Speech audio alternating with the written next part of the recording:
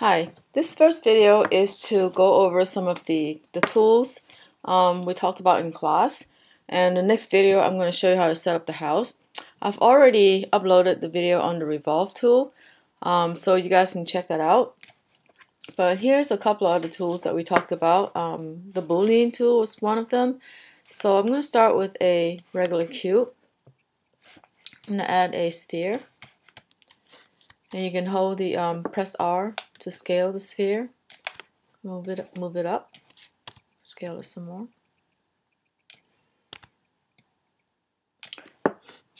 Command D will duplicate the sphere on top of each other. So if I move it over, I have another sphere. So let's say I'm going to put it right there. I'm going to Command D again and duplicate the sphere and put it right there. So the Boolean tool works like this. You have to select the cutting object last, and the order of selection determines the type of cut that you want. So if I want the spheres to scoop holes into the cube, I would select the cube first, and then shift select the cutting tools last. The Boolean tool is found under mesh, and we're going to use the difference. The union just joins them together, so it looks like this. It becomes one single object. Boolean difference is what we want, and you can see that it has cut out the parts in it. So if I were to reverse the selection, select these first and then the cube, and I perform the Boolean difference, that's what's left. Okay, so just keep in mind that the order of selection is important. Another thing the Boolean tool can do is to allow you to readjust the, sometimes I'm going to delete the history before I continue.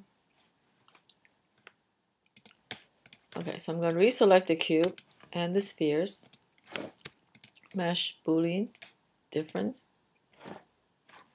Now it's gone funky because they didn't like what I just did just now, so I'm going to delete these spheres. I'm going to start over. Give me a good opportunity to show you another duplicate tool.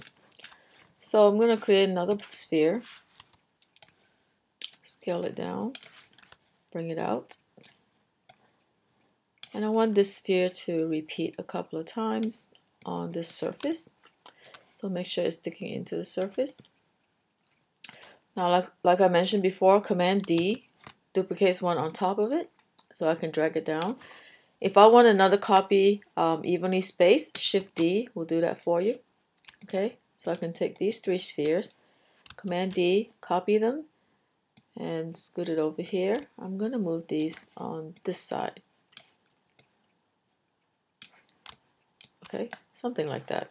All right, select the cube, Shift select the spheres. Let's see if Maya will cooperate this time. Mesh, Boolean, difference. I'm going to reset the settings just in case. Apply, and there you go. All right, so the spheres are cut off from the cube. Now, the cool thing about this is you can open the window outliner, and you can find that within each of these spheres, if you open up the plus sign, which is grouped under it, there's a transform node. By moving the transform node, you can essentially move the Boolean operation. My computer is a little slow, so I'm going to put it on wireframe. So I'm going to move this over here.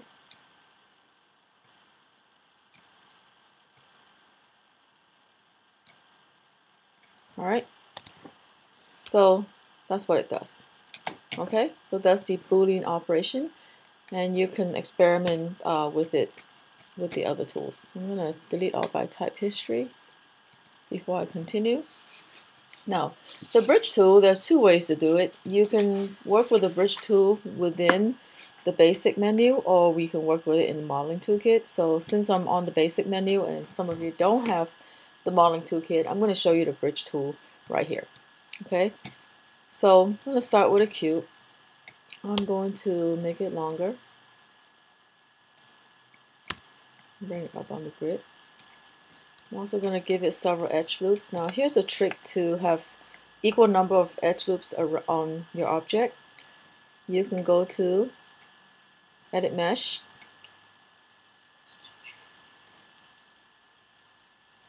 insert edge loop. Where is it? Where is it? Oh, Mesh, insert edge loop. Open the options, and if you want multiple edge loops, just click right there. And let's say I want 8 to run across my cube. Hit enter, or you can click right there, and there you have it. Okay, now remember to reset the tool, because if you don't, the next time you use the insert edge loop, it'll do the same thing. So I'm gonna deselect the tool.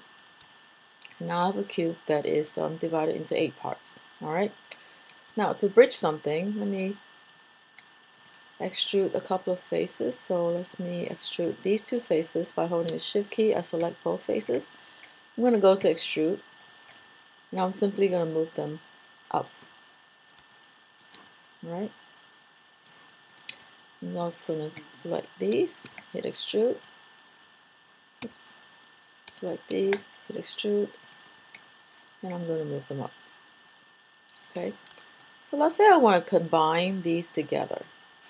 Alright, I want to combine these two pieces together. Now the bridge tool is a very good tool to use.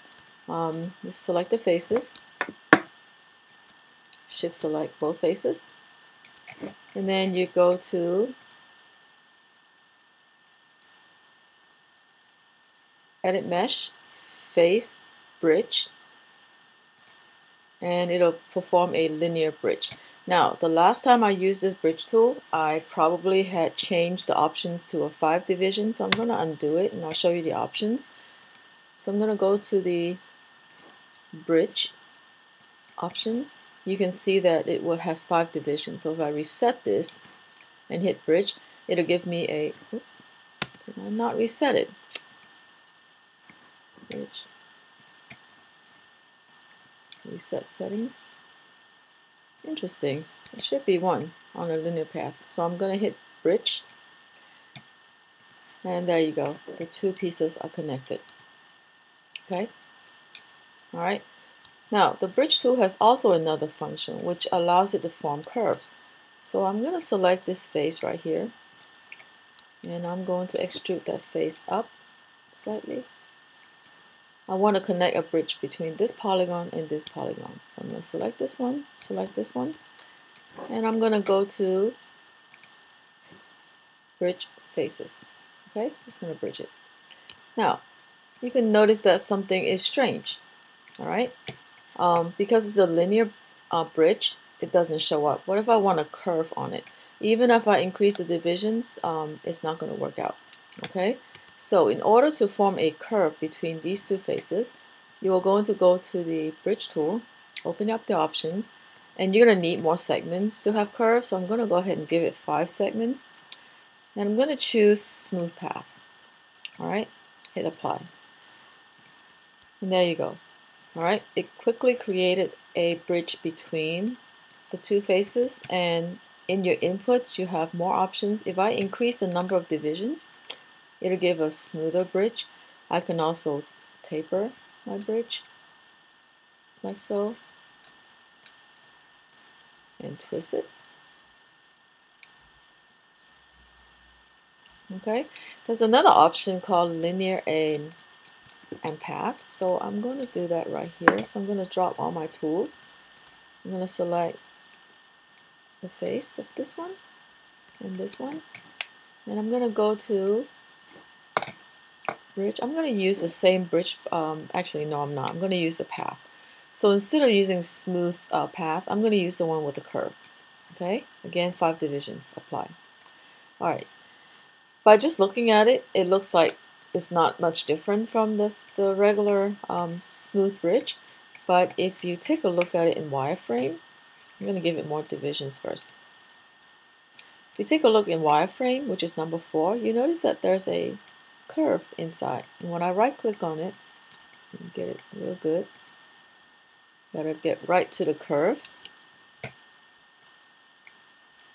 a little tricky to get to the curve sometimes. But if you can't get yourself to that curve, you can move these vertices and it'll change the shape of your bridge.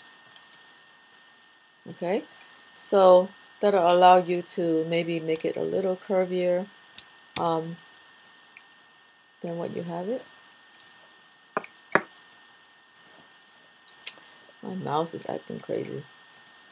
Okay, so that's the bridge functions. It's very, very useful, especially in building furniture, making intricate backs of chairs, and so forth. All right. Another tool that I showed was the wedge tool. I really like the wedge tool because it could form very useful pieces of complex geometry with very little work. Now, you notice that when I'm moving this around, that's acting really silly, is because like the revolve tool, the bridge function is still controlled by the curve on the inside. So until we delete history, if we move the object or move the curve, the shape of the bridge will change. So I have to go to Edit, Delete All by Type, History. And now when I move it, everything is okay. All right. So here is the wedge tool. I'm going to go ahead and make more segments on my polycube. Say I have 4. Make it a little taller. Right there. Maybe a little larger. Okay. I'm going to go to Faces, and I'm going to select these faces. And you can double click on another face. Select one face, double click on the next face, and it'll select all the way around it. But in this case, I only wanted the ones here. So I'm just going to select these faces. And since Maya 2014, Autodesk has placed the edge selection. Used to, if you're using 2013, you can right click and go to edge and select the edge in order to perform the wedge function. But in the 2014 version and up, you're not going to be able to do that. You have to do it in the modeling toolkit. I'm going to go ahead and turn on wireframe and shaded mode, so when I unclick it, you can see all the geometry inside my mesh. I'm going to go to the modeling toolkit. I'm going to turn on multi-component. All right, and I'm going to select my object, and I'm going to make sure nothing is selected. Select this face, these faces, and also the edge above it. So I'm selecting all these faces and those edges by holding down the Shift key. The wedge tool is found under Edit Mesh, Wedge, and I get something like that. All right, I can go to the channel box where I can see my poly wedge face, and I can increase the number of division, which gives me a smoother wedge. I can also change the angle of the mesh. So if I were to undo this, and instead of selecting these faces, I'm going to select, so I'm going to deselect everything, select these faces. Make sure you only select the faces. And instead of selecting the edges up top, I'm going to select the edges at the bottom. And then I'm going to wedge. There you go. So very quickly, you can create pretty complex geometry with something relatively easy to do. Okay, and there you have it. All right, that's the wedge tool.